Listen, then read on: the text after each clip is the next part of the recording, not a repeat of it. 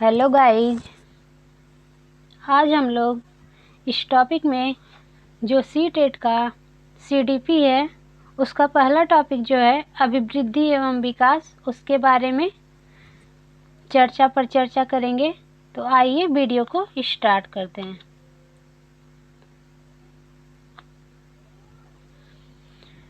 अभिवृद्धि क्या होता है? अभिवृद्धि को इंग्लिश में ग्रोथ कहते हैं। तो अभिवृद्धि जो होता है वो जब हमारे शरीर की संरचना या फिर आकार बढ़ना शुरू होता है उसी को वृद्धि या फिर अभिवृद्धि कहते हैं। तो जैसे छोटा बच्चा होता है तो जब माँ की जब उसका जन्म होता है, जन्म के बाद वो धीरे धीरे उसका ग्रोथ होने लगता है, अर्थात धीरे धीरे उसकी वृद्धि होने लगती है। उसी को उसकी जो लंबाई में वृद्धि होती है उसी को अभिवृद्धि कहते हैं। आइए जान लेते हैं कि वृद्धि के बारे में कुछ महत्वपूर्ण तथ्य के बारे में। तो वृद्धि का जो स्वरूप होता है वो बाह्य होता है, अर्थात वृद्धि को हम लोग देख सकते हैं। दूसरा जान लेते हैं वृद्धि के बारे में कि वृद्धि जो होती है एक निश्चित समय के बाद रुक जाती है, निरंतर नहीं चलती है। मतलब किसी एक निश्चित समय के बाद जो ग्रोथ होता है वो रुक जाता है। वृद्धि में आ जाएगा बच्चे की लंबाई, चौड़ाई, ऊंचाई, ये सभी वृद्धि में आ जाएंगे। जो वृद्धि होता है वृद्धि क्रम के अनुसार नहीं चलती। ये नहीं है कि पहले लंबाई बढ़ेगी फिर उसके बाद चौड़ाई बढ़ेगी। वृद्धि का कोई क्रम निश्चित नहीं होता है। कभी हमारी लंबाई बढ़ती है तो कभी हमारा भार बढ़ता है, उसी को वृद्धि कहते हैं। जो वृद्धि का जो दिशा होता है वो दिशा विहीन होता है। दिशा विहीन का मतलब दिशा नहीं होता है, कोई भी ये नहीं कि एक ही डायरेक्शन में वृद्धि होगा। वृद्धि का जो है हम लोग मापन कर सकते हैं, अर्थात हम भार को नाप सकते हैं और लंबाई को नाप सकते हैं, भार का वजन कर सकते हैं। ये सभी मापन, वृद्धि का हम मापन कर सकते हैं। आइए अगले महत्वपूर्ण बिंदु के बारे में जान लें कि वृद्धि का केवल परिमाणात्मक होती है। जो वृद्धि होती है केवल परिमाणात्मक होती है, और जो वृद्धि होती है जीव कोशिकाओं पर आधारित, सेल पर आधारित होती है, क्योंकि हमारे शरीर में बहुत सारी कोशिकाएं ऐसी होती हैं जो शरीर का निर्माण करती है। अर्थात जो वृद्धि होती है वो हमारी सेल्स पे आधारित होती हैं। आइए जान लेते हैं वृद्धि होने से विकास भी हो सकता है और नहीं भी हो सकता है।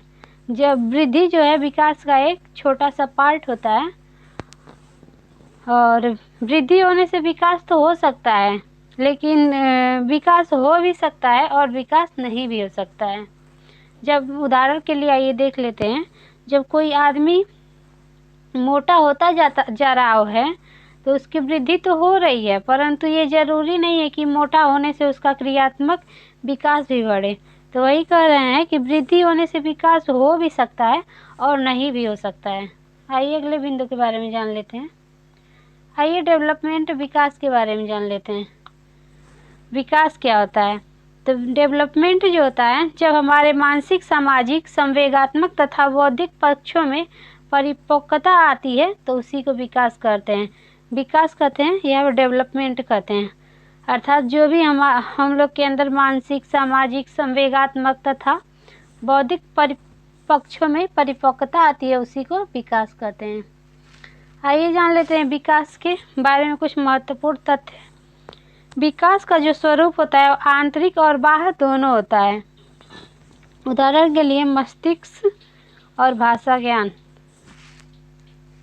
दूसरा है विकास जो होता है जीवन पर्यंत चलने वाली प्रक्रिया है, अर्थात विकास जीवन भर चलता रहता है। अगला है विकास में निश्चित क्रम होता है। वृद्धि में बताए थे ना, कोई निश्चित क्रम नहीं होता है, लेकिन विकास में निश्चित क्रम होता है। उदाहरण के लिए जान लेते हैं कि हमें जितना विकास करना होता है उतना हो जाता है। मानसिक विकास, सामाजिक विकास, जितना हम चाहेंगे उतना ही होगा। तो तो विकास में निश्चित क्रम होता है। आइए जान लेते हैं अगले बिंदु के बारे में। जो विकास होती है, विकास एक निश्चित दिशा में होती है और वृद्धि में कोई निश्चित दिशा में वृद्धि नहीं होती है। अगला बिंदु के बारे में आइए जान लेते हैं। विकास का हम सीधे सीधे मापन नहीं कर सकते हैं, जबकि वृद्धि का हम लोग कर सकते हैं। उदाहरण के लिए आइए देख लेते हैं क्या कर रहा है। हम सामाजिक विकास, नैतिक विकास का मापन नहीं कर सकते, हम केवल मानसिक विकास का मापन कर सकते हैं। बस मानसिक विकास का मापन कर सकते हैं, जबकि सामाजिक विकास, नैतिक विकास का मापन नहीं कर सकते हैं। विकास जो होता है परिमाणात्मक और गुणात्मक दोनों होता है, जबकि जो वृद्धि होती है वो केवल परिमाणात्मक होती है। विकास संगठनात्मक तरीके से होता है, क्योंकि विकास का एक संगठन है।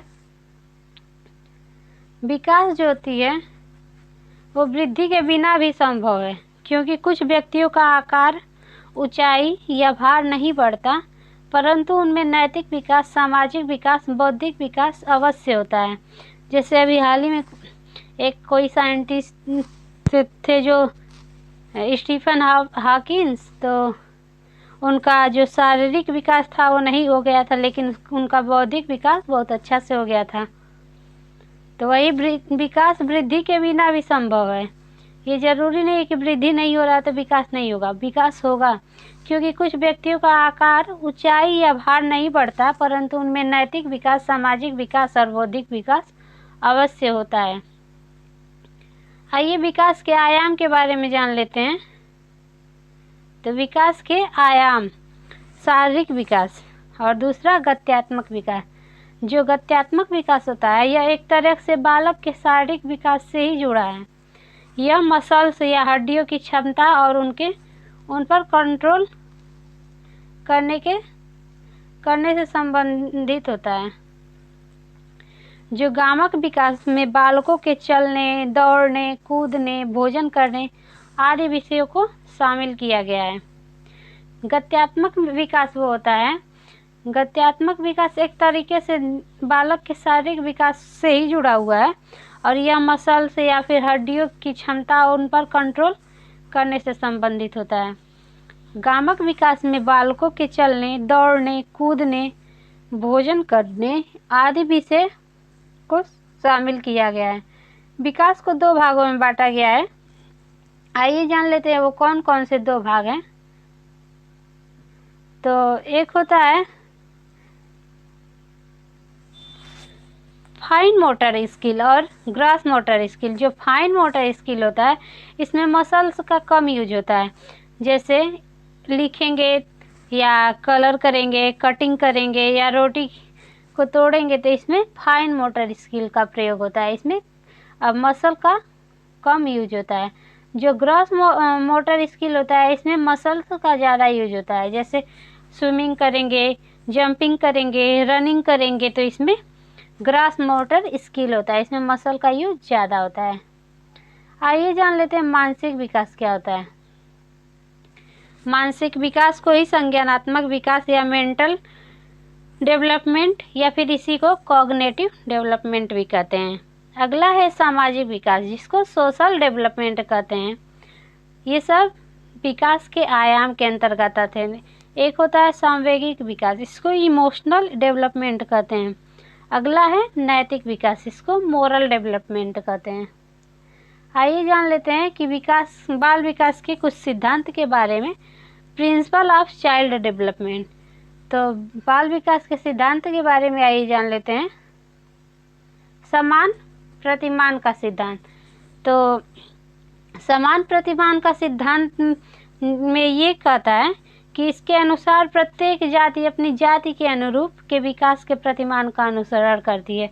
जैसे मान लीजिए यहाँ इंडिया में कोई बालक जन्म लेता है और अमेरिका में कोई बालक जन्म लेता है, तो दोनों में मतलब समानता देखी जाएंगी। बस ये हो सकता है कि यहाँ का बच्चा काला, वहाँ का बच्चा गोरा, या गोरे काले में, हाइट में, मतलब ये भिन्नता तो देखने के लिए मिल जाएगी, लेकिन दोनों एक ही जैसे बच्चे का विकास होगा या फिर जन्म लेगा।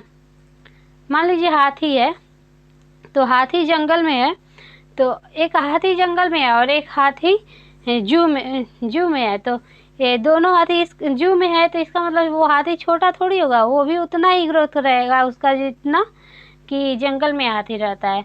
तो यही कह रहा है समान प्रतिमान का सिद्धांत यही है कि इसके अनुसार प्रत्येक जाति जो होती है अपनी जाति के अनुरूप के विकास के प्रतिमान का अनुसरण करती है। आइए अगला विकास के सिद्धांत को देख लेते हैं। जो विकास की दिशा का सिद्धांत है, इसमें विकास की दिशा जो होती है सिर से लेके पैर तक चलती है। अर्थात हम कह सकते हैं कि जब हमारा विकास होता है तो विकास की जो दिशा होती है सिर से लेके पैर की तरफ होती है। इसको मस्काधो मुखी या फिर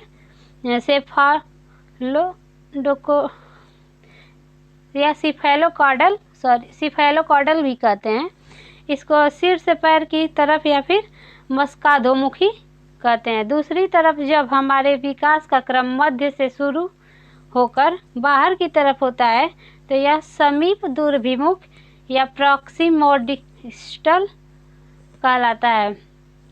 अतः हम कह सकते हैं कि विकास जो होता है वो क्रमिक होता है। और निरंतरता का सिद्धांत आइए जान लेते हैं क्या होता है। तो बताया है ना स्टार्टिंग में ही कि जो विकास का सिद्धांत, निरंतरता का सिद्धांत, विकास जो होती है कभी न रुकने वाली प्रक्रिया, अर्थात यह जीवन पर्यंत चलने वाली प्रक्रिया है। विकास की जो गति होती है वो तेज या फिर मंद हो सकती है, लेकिन वो कभी रुकती नहीं है, वो जीवन पर्यंत चलती है, जन्म से लेकर मृत्यु तक चलती रहती है।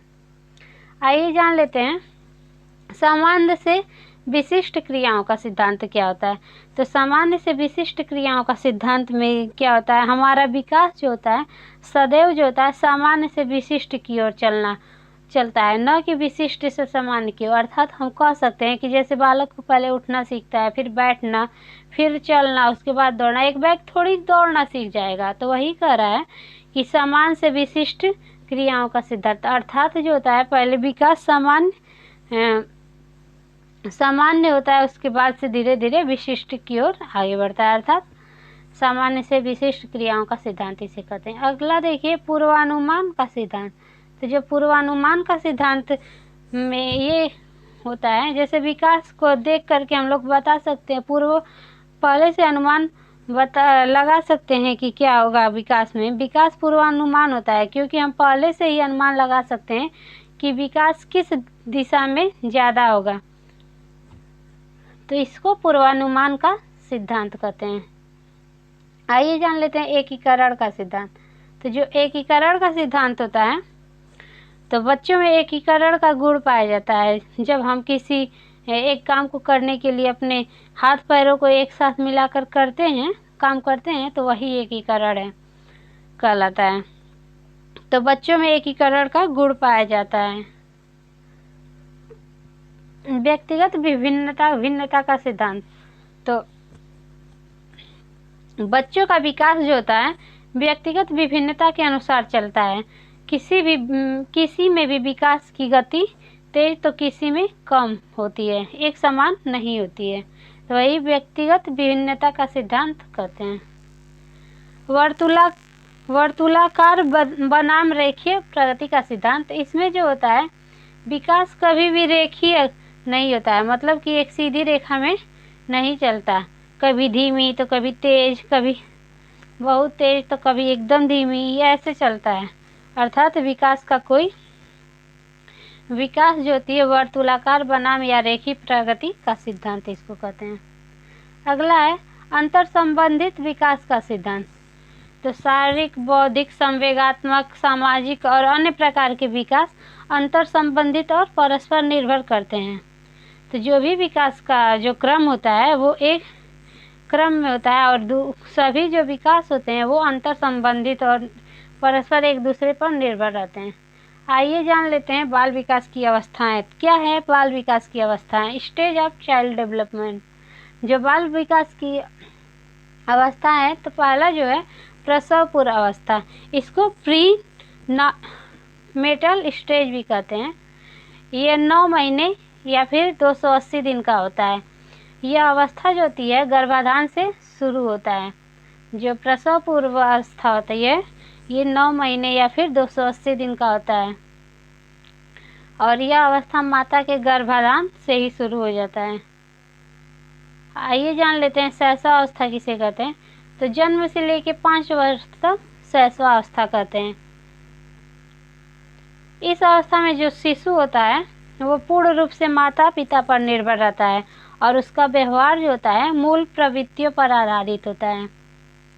जो शैशवावस्था में जो शिशु होता है उसका व्यवहार जो होता है सब मूल प्रवृत्तियों पर आधारित होता है और इस अवस्था में बहुत सारी जिज्ञासाएं बच्चों में रहती हैं और शैशवावस्था में बालक में आत्म प्रेम की भावना होती है, सेल्फ से लव करता है वो। और खिलौने की आयु भी शैशवावस्था को कहते हैं और इसमें बच्चा जो होता है अनुकरण द्वारा सीखता है, मतलब कॉपी करके सीखता है दूसरों का। इसमें अतार्किक चिंतन की अवस्था कहते हैं इसको, मतलब इसमें तर्क अतार्किक चिंतन की अवस्था कर रहता है ये। बाल्यावस्था जो होती है 6 वर्ष से लेकर 12 वर्ष तक की अवस्था को बाल्यावस्था कहते हैं और इसको तार्किक चिंतन की अवस्था कहते हैं। इसमें बच्चा तर्क करने लगता है और इसी को आरंभिक स्कूल का एज भी कहते हैं इस बाल्यावस्था को। और बाल्यावस्था को ही गंदी अवस्था कहा जाता है और बाल्यावस्था को स्फूर्ति की अवस्था या फिर स्मार्ट एज भी कहते हैं। और बाल्यावस्था को खेलों की अवस्था या फिर गेम स्टेज कहते हैं। आइए जान लेते हैं एक नज़र में कि बाल्यावस्था को आरंभिक स्कूल की एज भी कहा जाता है, बाल्यावस्था को गंदी अवस्था भी कहा जाता है, बाल्यावस्था को स्फूर्ति की अवस्था या फिर स्मार्ट एज भी कहा जाता है और बाल्यावस्था को खेलों की अवस्था या फिर गेम स्टेज कहा जाता है। और बाल्यावस्था में स्टोर करने की प्रवृत्ति, संग्रहण करने की प्रवृत्ति विकसित होने लगती है और बाल्यावस्था को टोली या समूह या गैंग एज भी कहा जाता है और बाल्यावस्था को एक अनोखा काल भी कहा जाता है। आइए जान लेते हैं कि बाल्यावस्था के बारे में। तो बाल्यावस्था जो होती है 6 वर्ष लेके 12 वर्ष तक की अवस्था को बाल्यावस्था कहते हैं और बाल्यावस्था में तार्किक चिंतन की अवस्था कहते हैं इसको। और बाल्यावस्था जो को आरंभिक स्कूल की एज भी कहा जाता है और बाल्यावस्था को गंदी अवस्था भी कहा जाता है और बाल्यावस्था को स्फूर्ति की अवस्था या फिर स्मार्ट एज कहा जाता है। इसमें बच्चे जो होते हैं बहुत ही स्फूर्ति के साथ अपना वर्क कर लेते हैं और खेलों की अवस्था भी बाल्यावस्था को कहते हैं और इस अवस्था में संग्रहण की प्रवृत्ति विकसित होने लगती है और इसको टोली या समूह या गैंग की अवस्था भी कहा जाता है। बाल्यावस्था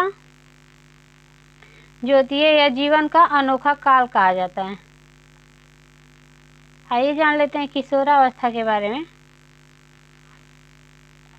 तो जो किशोरावस्था होती है इसका एज 12 या 13 वर्ष से लेकर 18 वर्ष तक की अवस्था को एडोलेसेंस या फिर किशोरावस्था कहते हैं। और किशोरावस्था जो होती है इसे जीवन का सबसे कठिन काल माना जाता है या फिर कहा जाता है। स्टैनली हॉल का कहना है कि इस काल को संघर्ष, तनाव, आदि, तूफान और उलझन की अवस्था किशोरावस्था, ये स्टैनली हॉल का कथन है। और किशोरावस्था में जो बालक होते हैं वो विषम लिंगी की तरफ आकर्षित होते हैं और बाल्यावस्था को स्वर्ण काल या फिर गोल्डन एज भी कहा जाता है। इस अवस्था में वीर पूजा की भावना या हीरो वर्शिप की भावना होती है। किशोरावस्था में किशोरावस्था जो होती है 12 या 13 वर्ष से लेकर 18 वर्ष तक की अवस्था को किशोरावस्था कहते हैं और इसे जीवन का सबसे कठिन काल कहा जाता है और इसे संघर्ष, तनाव, तूफान, आदि या उलझन की अवस्था भी कहा जाता है। इसमें विषम लिंगी की ओर आकर्षित होते हैं। इस अवस्था को स्वर्ण काल या फिर गोल्डन एज भी कहते हैं और इस अवस्था में वीर पूजा की भावना होती है बालकों में। और किशोरावस्था में बालकों में अमूर्त चिंतन आ जाता है या फिर करते हैं।